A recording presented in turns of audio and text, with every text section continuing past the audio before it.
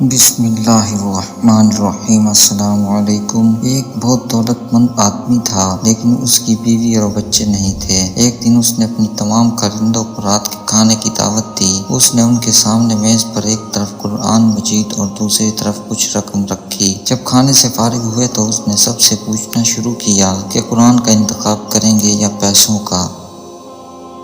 سب سے پہلے اپنے نگہبان سے پوچھا کہ قرآن اور اسی رقم میں سے کس چیز کو لینا ہے۔ نگہبان نے بے شرمی سے کہا، میری خواہش تو یہ ہے کہ قرآن کا انتخاب کروں، لیکن مجھے قرآن پڑھنا نہیں آتا، لہٰذا میں پیسے لے لوں گا کیونکہ میری مالی حالت کے مطابق اسی میں میرا فائدہ ہے۔ بس اس نے رقم لینے کا کہا۔ اس کے بعد کسان سے کہا کہ اب تم انتخاب کرو۔ کسان نے کہا، میری بیوی بہت مریض ہے اور اس کے معالجے کے لیے مجھے پیسوں کی ضرورت ہے۔ اگر اس کی بیماری کا مسئلہ نہ ہوتا تو میں یقیناً قرآن لیتا، لیکن فی الحال رقم لوں گا۔ اس کے بعد اپنے باورچی سے پوچھا۔ باورچی نے کہا، مجھے تلاوت قرآن کا بہت شوق ہے، لیکن اس کے لیے وقت میسر نہیں ہوتا، اس لیے پیسوں کا انتخاب کرتا ہوں۔ آخر میں اس نے نوکر سے پوچھا جو اس کے جانوروں کو چارہ ڈالتا تھا، اور کہا کہ مجھے یقین ہے کہ تو حتماً پیسے کو انتخاب کرے گا تاکہ کھانے کے لیے کچھ خرید سکو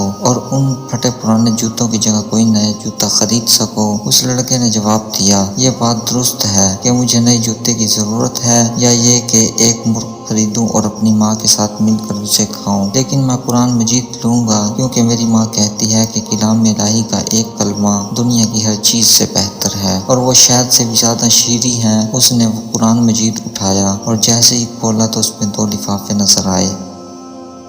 ایک لفافے میں میز پر رکھی ہوئی رقم کے 10 برابر رقم تھی اور دوسرے لفافے میں ایک وثیقہ تھا کہ جس پر لکھا تھا، یہ خوش شخص بہت جلد ہی اس دولت مند آدمی کا وارث بنے گا۔ اس دولت مند آدمی نے کہا، اللہ تعالیٰ کے بارے میں جس کا گمان درست ہوتا ہے، اللہ اسے کبھی بھی نا امید نہیں کرتا۔ آپ بھی اپنے اندر جھانکیں اور دیکھیں کہ اللہ کے بارے میں آپ کا